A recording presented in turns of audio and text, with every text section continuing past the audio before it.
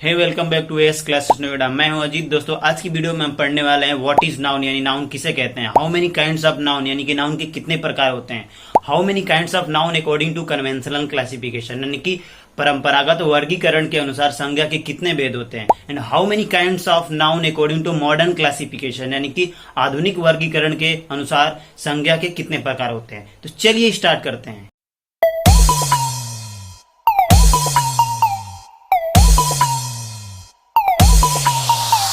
Noun is a naming word यानी किसी भी हम नाम को संज्ञा कहते हैं। एग्जाम्पल देख लेते हैं। A band of musician is going to Delhi to sing a song यानी कि जो गायकों की मंडली है वो गाना गाने के लिए दिल्ली जा रही है। तो इसमें देखते हैं कि कौन कौन से जो वर्ड है वो नाउन है। तो पहला जो आपका वर्ड है जिसको मैंने पहले से ही हाईलाइटेड किया हुआ है वो है बैंड। बैंड का मतलब होता है this is the name of collection यानी कि ये जो गायकों की मंडली है उसके नाम को हम बोलते हैं बैंड यानी कि जो गायकों का समूह होता है, संगीतज्ञों का जो समूह होता है उसे हम बोलते हैं बैंड। इसीलिए ये आपका हो जाएगा नाउन। अगला जो वर्ड है ये है आपका म्यूजिशियन। तो म्यूजिशियन ऐसे वर्ड को आप कह सकते हैं बताता है जिससे एक सेम काइंड्स ऑफ पर्सन को एक्सप्रेस कर रहा है। म्यूजिशियन मतलब इसमें केवल वही लोग होंगे, म्यूजिशियन हम उन्हें कह सकते हैं जो जिन्हें गाना गाना आता होगा। तो ये जो वर्ड म्यूजिशियन है ये म्यूजिशियन के अंतर्गत यानी कि जो संगीतज्ञ होंगे उसमें केवल गाना गाने वाले ही लोग आएंगे। This is the name of same kinds of person. तो इसीलिए यहाँ पे जो म्यूजिशियन होगा ये भी नाउन होगा। जो अगला वर्ड है उसके बारे में बात करते हैं। Delhi. Delhi is a name of place और you can say that it is the name of city यानी कि दिल्ली जो है वो किसी प्लेस यानी स्थान का या शहर का नाम है। तो ये भी एक डिनोट कर रहा है, ये पार्टिकुलर किसी सिटी और प्लेस का नाम बता रहा है, इसलिए दिल्ली भी आपका हो जाएगा नाउन। अगला जो वर्ड है वो है आपका song. Song is also denote a name of same kinds of song. अभी इंग्लिश में दो कंसेप्ट आया हुआ है नाउन को लेकर के। पहला जो कंसेप्ट है वो कन्वेंशनल कंसेप्ट है यानी कि पहले जो हम पढ़ते थे 5 काइंड्स ऑफ नाउन, तो जो वो कंसेप्ट था वो आपका कन्वेंशनल कंसेप्ट था क्योंकि उसके अकॉर्डिंग जो नाउन है यानी संज्ञा है उसे 5 भागों में बांटा गया है। जो पहला आपका है वो है प्रॉपर नाउन यानी कि जिसे आप हिंदी में कहते हैं व्यक्तिवाचक संज्ञा। जो दूसरा है वो है आपका कॉमन नाउन यानी जातिवाचक संज्ञा। और जो तीसरा है वो है आपका कलेक्टिव नाउन यानी कि समूहवाचक संज्ञा। जो चौथा है वो है आपका मटेरियल नाउन जिसे आप पदार्थवाचक संज्ञा या द्रव्यवाचक संज्ञा कहते हैं हिंदी में। जो पांचवा है वो है आपका अब्स्ट्रैक्ट नाउन जिसे आप भाववाचक संज्ञा कहते हैं हिंदी में। तो जो हमारा कन्वेंशनल क्लासिफिकेशन जो पहले पुराना हमारा जो क्लासिफिकेशन था, वर्गीकरण था, उसके अकॉर्डिंग 5 भागों में बांटा गया। लेकिन अब नाउन को जो नया कंसेप्ट आया जिसे मॉडर्न क्लासिफिकेशन हम बोलते हैं उसके according 2 kinds of noun according to modern classification यानी कि आधुनिक वर्गीकरण जब किया गया तो देखा गया कि कुछ ऐसी संज्ञाएं थी जिसे हम गिन सकते थे, कुछ ऐसी संज्ञाएं थी यानी कि ऐसे व्यक्ति वस्तु या स्थान का नाम था जिसे हम नहीं गिन सकते थे।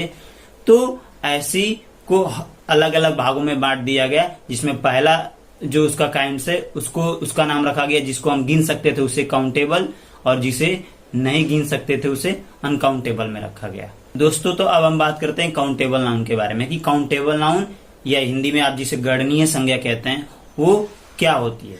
Countable noun the nouns which can be counted are called countable noun. जैसे पहले भी मैं आपको बता चुका हूं कि जिस संज्ञा को हम गिन सकते हैं, इसमें ऐसी संज्ञाएं आती हैं, ऐसे नाम आते हैं जिसे हम गिन सकते हैं, वी कैन काउंट, तो इसे हम कहते हैं काउंटेबल नाउन। काउंटेबल नाउन में आपको प्रॉपर नाउन को रखा गया है, उसके बाद से कॉमन नाउन को काउंटेबल में ही रखा गया है, फिर कलेक्टिव नाउन को भी काउंटेबल नाउन में ही रखा गया है। तो अब पढ़ते हैं जो काउंटेबल नाउन के जो प्रकार हैं, काइंड्स हैं, प्रॉपर नाउन, कॉमन नाउन और कलेक्टिव नाउन। तो पहला इसका जो काउंटेबल नाउन का जो काइंड्स होता है वो होता है proper noun. Proper noun is the name of particular person place और थिंग यानी कि प्रॉपर नाउन जो है वो इस प्रकार के शब्दों को यानी ऐसे शब्दों को डिनोट करता है किसी जो खास होगा किसी खास व्यक्ति, वस्तु, स्थान के नाम को बताता है ये। जैसे एग्जाम्पल की बात करें तो पहला एग्जाम्पल है Radha said that English is my favourite subject. तो इसमें यदि बात करें कि कौन सा वर्ड है जो कि प्रॉपर नाउन है, तो Radha is a proper noun. इसमें राधा आपका प्रॉपर नाउन होगा। क्यों? क्योंकि Radha is a particular name of person. जो वो राधा है उसके जैसे कोई दूसरी राधा नहीं होगी। This is the particular name. और अगला जो वर्ड है आपका जो डिनोट करता है प्रॉपर नाउन को, वो है आपका इंग्लिश। तो इसमें जो इंग्लिश है, English this is the particular name of subject, so it is also proper noun, but subject is not proper noun because in this यानी कि सब्जेक्ट प्रॉपर नाउन यानी विषय जो होगा वो प्रॉपर नाउन नहीं होगा, ये कॉमन नाउन होगा क्योंकि इसके अंतर्गत मैथ, इंग्लिश, साइंस, एसएसटी बहुत सारी सब्जेक्ट इसके अंतर्गत आ जाती हैं। जो अगला आपका एग्जाम्पल है दोस्तों, इसके बारे में यदि हम बात करें तो Agra is famous for Taj Mahal and petha. यानी आपको भी पता है कि जो आगरा है वो ताजमहल और वहां का पेठा बहुत मशहूर है। तो इसमें जो आगरा है यानी कि this is the name of place, particular name of place Agra. तो इसमें जो आगरा है ये पार्टिकुलर नेम ऑफ प्लेस है, इसीलिए आगरा जो हो जाएगा आपका प्रॉपर नाउन हो जाएगा। उसके बाद से ताजमहल भी तो आपका पार्टिकुलर नेम है, ये थिंग का, यानी कि जो ताजमहल है वैसी ताजमहल जो आगरा में है वो दूसरे जगह नहीं है, सेम टू सेम नहीं है। वैसी ताजमहल बहुत सारी आपको देखने को मिलेंगी, लेकिन जो ताजमहल आगरा में है वो पार्टिकुलर है अपने आप में, वैसी ताजमहल आप नहीं है। फिर अगला क्या है, इसमें जो वर्ड है प्रॉपर नाउन हुआ है पेठा। यानी कि पेठा जो आगरा का इसलिए मशहूर है क्योंकि वहां का एक पार्टिकुलर पेठा है जो कि और कहीं जगह जाएंगे तो वो टेस्ट या वो वैरायटी आपको उस पेठे में नहीं मिलेगी। अगले एग्जाम्पल की यदि बात करें, जो एग्जाम्पल नंबर डी है वो है AS classes Noida is run by Ajit sir. यानी कि ये जो इसमें जो वर्ड है AS classes Noida, this is name of institute, this is the name of coaching AS classes Noida. So ये जो एएस क्लासेस नोएडा है, ऐसे नाम बहुत सारे होंगे आपके एएस क्लासेस नोएडा, लेकिन ये जो एएस क्लासेस नोएडा अपने आप में एक पार्टिकुलर है, खास है, इसके जैसा कुछ कोई दूसरा नहीं होगा इस नाम का। और इसमें जो ये है अजीत सर, यानी कि ये जो नेम है पार्टिकुलर, ये अजीत सर तो बहुत सारे लोगों का नाम होगा, लेकिन ये जो किसी खास व्यक्ति का जो ये मेरा नेम है वो मेरे जैसे ही, मेरे क्वालिटी वाला, मेरे सेम टू सेम नहीं होगा, क्योंकि this is the particular name of person. ये मेरा एक पार्टिकुलर नेम है। दोस्तों अब हम बात करते हैं कॉमन नाउन के बारे में। आशा करता हूं आपको प्रॉपर नाउन क्लियर हो गई होगी। यदि आपको कोई भी इससे रिलेटेड कोई भी क्वेश्चन रहता है तो कमेंट बॉक्स में जरूर लिखा करें, मैं उसका जल्द से जल्द आंसर देने की कोशिश करूंगा। जो अगला काइंड है वो है आपका कॉमन नाउन, यानी कि जिसे आप हिंदी में कहते हैं जातिवाचक संज्ञा। Common noun is the name of same kinds of person, place और थिंग। यानी कि ये एक ही प्रकार के व्यक्ति, वस्तु और स्थान का बोध कराती है। इसमें ऐसी संज्ञाएं आती हैं या ऐसे वर्ड्स आते हैं जो एक ही प्रकार के व्यक्ति, वस्तु और स्थान का बोध कराते हैं। जैसे यदि एग्जाम्पल देख लेते हैं, हमारा कंसेप्ट क्लियर हो जाएगा। People throw dead animal into the river. यानी कि जो लोग हैं, लोग, तो people is the common name. अब इस लोग में राम भी आ सकता है, उसमें शाम भी होगा, हो सकता है और भी बहुत सारे लोग होंगे। तो पीपल जो है आपका, this is the common name, so it will be a common noun, यानी कि इसलिए ये जातिवाचक संज्ञा होगी। अगले वर्ड की बात करते हैं दोस्तों। इसमें यदि तो जो एनिमल है, animal is a common noun. Why? Because it is the common name of animal. यानी कि इसमें लॉयन यदि हम कहें तो ये प्रॉपर नाउन हो जाएगा, लेकिन मैं कहूंगा एनिमल, क्योंकि एनिमल में तो बहुत सारे एनिमल आ जाएंगे। So animal will be common noun.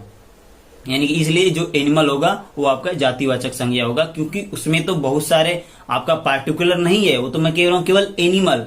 यानी कि उसमें एनिमल में होता है, डियर भी हो सकता है, टाइगर भी हो सकता है, पैंथर भी हो सकता है, कुछ भी हो सकता है। तो इसलिए जो एनिमल होगा आपका कॉमन नाउन होगा। अगला जो वर्ड है रिवर। रिवर की बात करें तो मैं ये नहीं कह रहा हूं कि जो लोग हैं वो मरे हुए जानवर को गंगा नदी में फेंकते हैं, मैं तो ऐसा कहा नहीं। मैं तो केवल कह रहा हूं नदियों में यानी कि नदी में फेंकते हैं। अब किसी पार्टिकुलर मैंने नदी का तो नाम लिया नहीं, इसीलिए जो रिवर होगा ये कॉमन नाउन होगा, क्योंकि इसके अंतर्गत गंगा भी आ सकती है, यमुना भी आपकी आ सकती है, यानी बहुत सारी नदियां आ सकती है। नेक्स्ट जो एग्जाम्पल हुआ है, pink colour is the favourite colour of the girl, यानी कि जो पिंक यानी गुलाबी कलर जो होता है वो लड़कियों का बहुत ही पसंदीदा कलर होता है, रंग होता है। तो इसमें यदि हम बात करें कि कौन सा जो वर्ड है वो कॉमन नाउन है, तो माय डियर स्टूडेंट, इसमें जो कलर है, कलर कॉमन नाउन है, क्योंकि मैं केवल कलर को मैं लेता हूं, तो इसमें हमें ये नहीं पता चल रहा है कि कौन सा कलर है, लेकिन मैं ये कहता हूं पिंक, तो पिंक आपका इसमें जो है वो हो जाएगा आपका प्रॉपर नाउन, और कलर हो जाएगा कॉमन नाउन। और आगे बढ़ते हैं, इसमें भी कलर जो हो जाएगा आपका, ये आपका कॉमन नाउन हो जाएगा। अगला जो वर्ड है वो है गर्ल, यानी कि मैं ये नहीं कह रहा हूं कि केवल वो सीता का फेवरेट कलर है या गीता का या दिव्या का, मैं तो ये कह रहा हूं कि लड़कियों का, यानी सारी लड़कियों, तो इसलिए गर्ल्स भी आपका हो जाएगा इसमें कॉमन नाउन। जो अगला एग्जांपल इसके देख लेते हैं, क्या है इसमें, mango is the king of fruit, यानी कि आम को फलों का राजा कहा जाता है।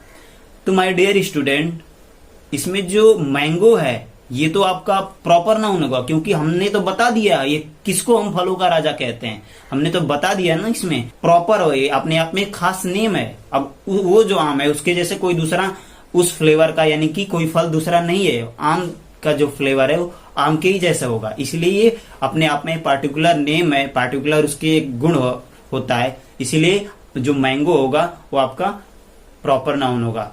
तो इसमें जो किंग होगा ये आपका हो जाएगा कॉमन नाउन, क्योंकि मैं ये नहीं बात कर रहा हूं कि कौन सा किंग। और फ्रूट भी आपका हो जाएगा कॉमन नाउन, क्यों, क्योंकि फ्रूट में तो सारे फ्रूट आ गए, मैं तो केवल इसका एक नाम दे दिया ना कॉमन, यानी कि ये जो फ्रूट वर्ड है ये सभी प्रकार के फ्रूट्स को, यानी जैसे कि इसमें फ्रूट में आपका बनाना भी आ जाएगा, एप्पल भी आ जाएगा, पाइन एप्पल भी आ जाएगा, लीची भी आ जाएगी। तो ये एक ऐसा नेम है जो सेम काइंड, यानी कि उसी प्रकार के बहुत सारे वस्तुओं को यानी कि डिनोट कर रहा है ये, इसीलिए आपका जो फ्रूट है, यानी जो फ्रूट वर्ड है इस सेंटेंस में, ये आपका हो जाएगा कॉमन नाउन। आगे बढ़ते हैं कलेक्टिव नाउन की तरफ। Collective noun is the name of collection of same kinds of person और थिंग, ऐसा शब्द होता है जो एक ही प्रकार के व्यक्ति वस्तु के समूह का बोध कराएगा। जैसे कि वहां पे बहुत सारे यदि लोग होंगे तो वो बहुत सारे लोगों के समूह का बोध कराएगा। चलिए एग्जाम्पल देख लेते हैं, क्लियर हो जाएगा।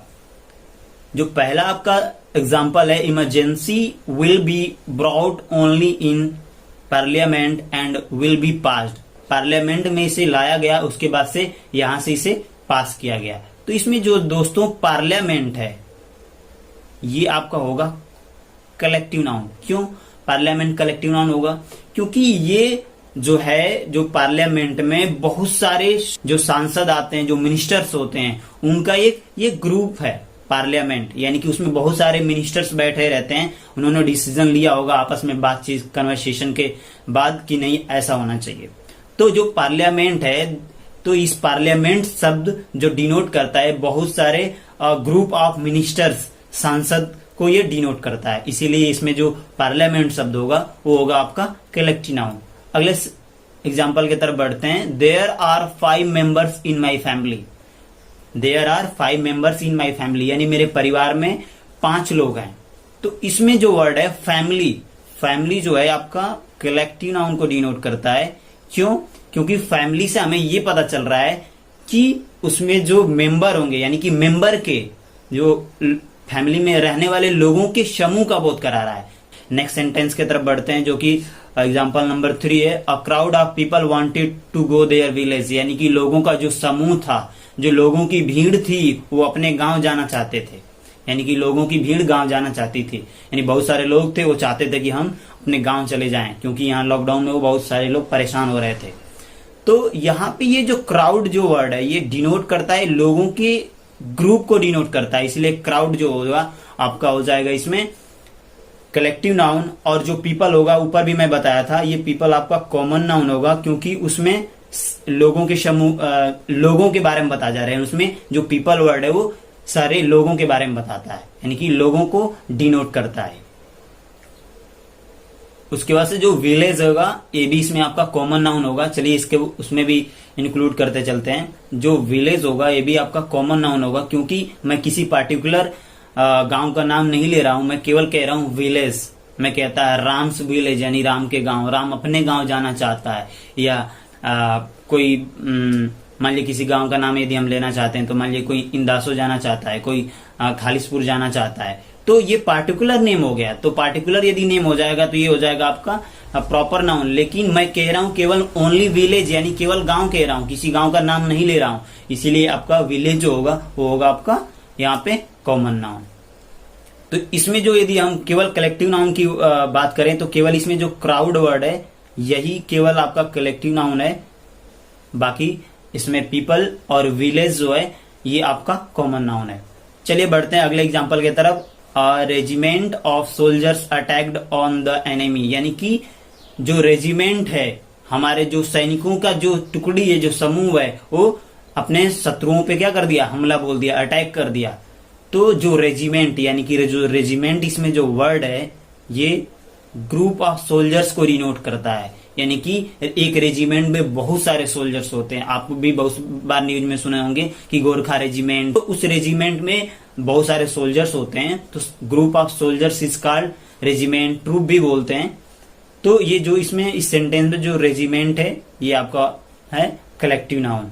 आगे बढ़ते हैं। यदि हम सोल्जर्स, इसमें सोल्जर्स की बात करें कि सर सोल्जर्स कौन सा नाउन होगा, तो soldiers will be common noun, क्योंकि किसी पार्टिकुलर सोल्जर्स के बारे में मैं बात नहीं कर रहा हूं।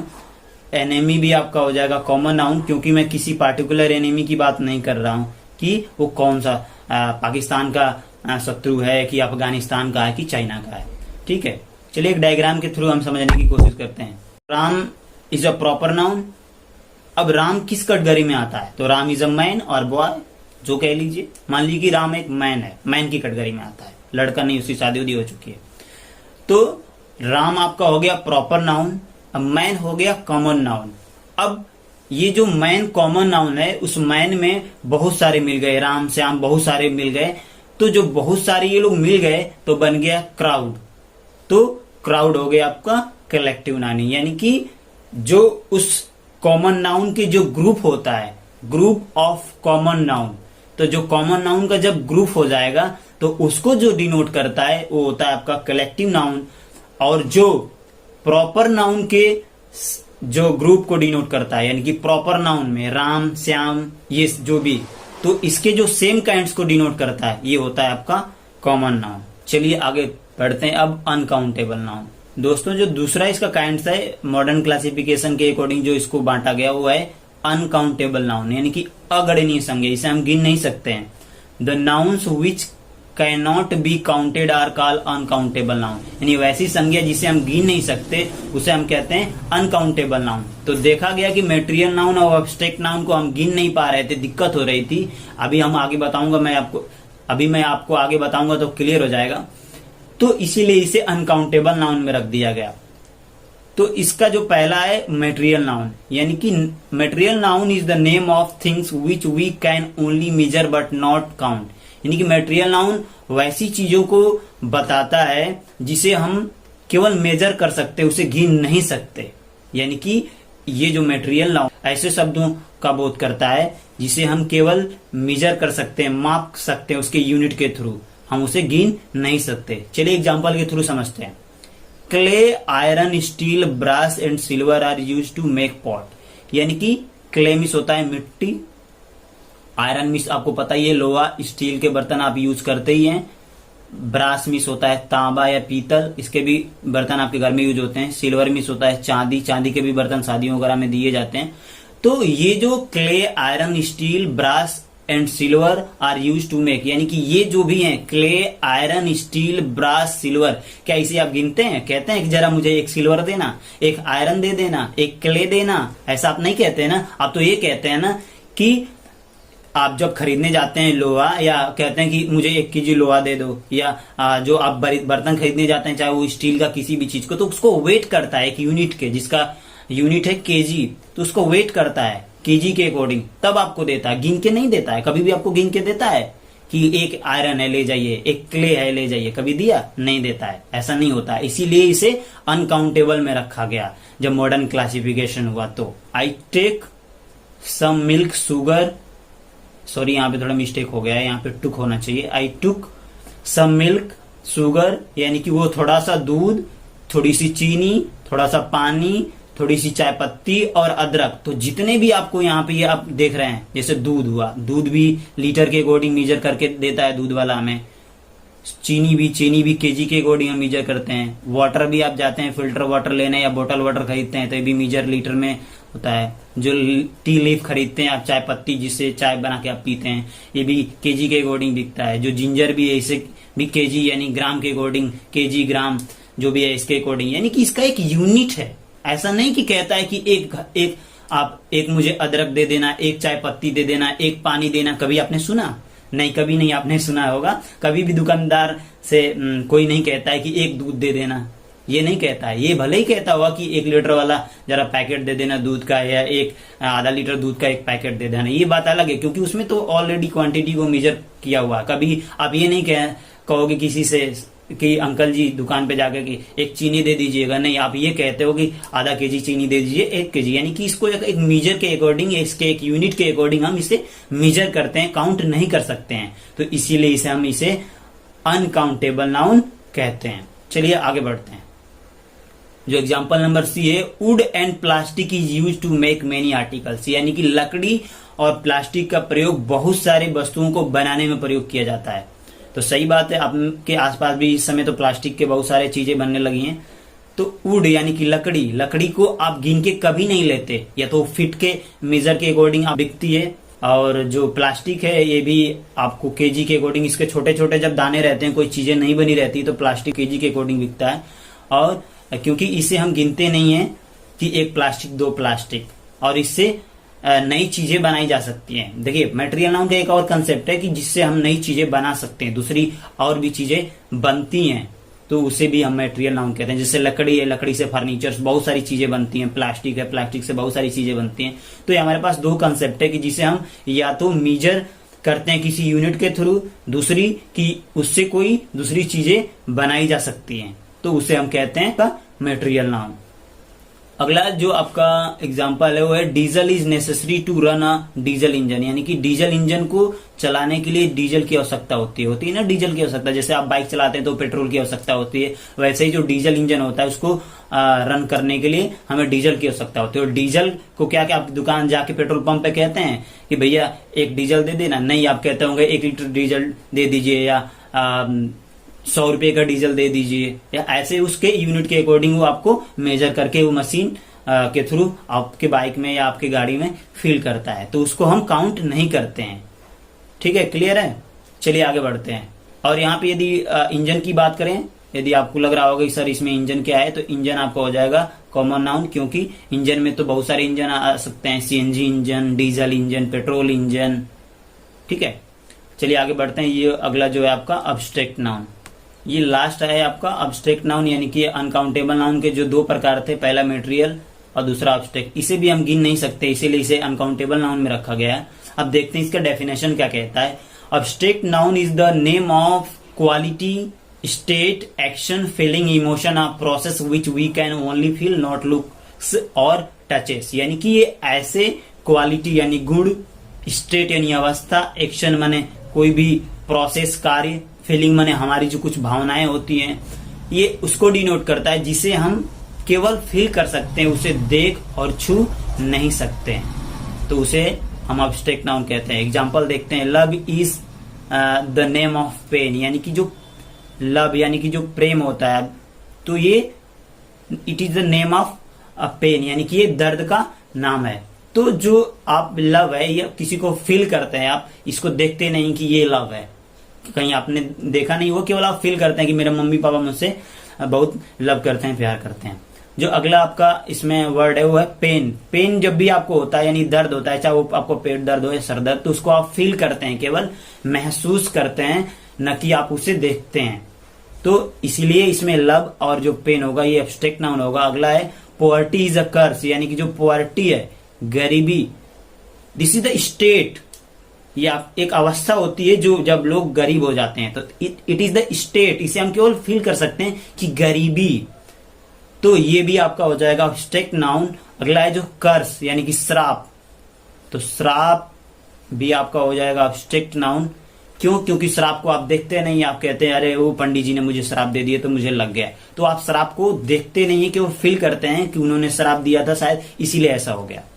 जो अगला एग्जाम्पल है वो है vaccination is the administration of the vaccine to help the immune system, यानी कि जो वैक्सीनेशन यानी जो टीकाकरण होता है वो हमारी इम्यून को यानी कि हमारी रोगों से लड़ने की क्षमता को क्या करता है, उसे मदद करता है बिल्ड करने में, लड़ने में, यानी कि उससे लड़ने में हमारी मदद करता है। तो वैक्सीनेशन इसमें जो है टीकाकरण को हम देखते नहीं है, आप कहते हैं कि वैक्सीनेशन हो रहा है आजकल, तो वैक्सीनेशन इसमें जो है वो हो जाएगा आपका एब्स्ट्रैक्ट नाउन, क्योंकि इसे आप फील करते हैं। और जो इम्यून होगा, इम्यून भी आपका इसमें हो जाएगा एब्स्ट्रैक्ट नाउन, क्योंकि इम्यून हमारे रोगों से लड़ने की जो क्षमता है उसे हम देखते नहीं है, हम केवल डॉक्टर चेक करता है तो ये पता कर पाता है अच्छा इसकी रोगों से लड़ने की क्षमता कम है, या 14 साल के कम के बच्चों की जो होती है वो रोगों से लड़ने की क्षमता कम होती है, इसीलिए वो बार बार बीमार पड़ता है। कि immune system develop protection from the diseases, ये इसी का पार्ट था। तो जो डिजीजेस होती हैं यानी बीमारी, ये आप कॉमन नाउन।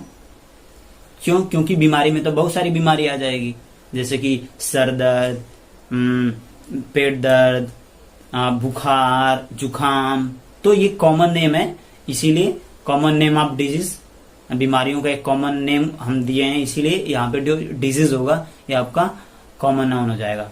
अगला जो सेंटेंस है वो है failure is the state of condition of not meeting a desirable intended object, यानी कि जो हमारी असफलता होती है, नहीं कहते ये तो फेल हो गया, तो जो हमारी जो असफलता होती है वो क्या होती है, फेलर यानी कि असफलता। तो असफलता को हम केवल फील करते हैं कि असफल हो गया। जैसे आप पेड़ पे चढ़ना चाहते हैं, पेड़ पे नहीं चढ़ पाए, तो आप वहां पे केवल फील करते हैं उसे, तो असफल हो गया।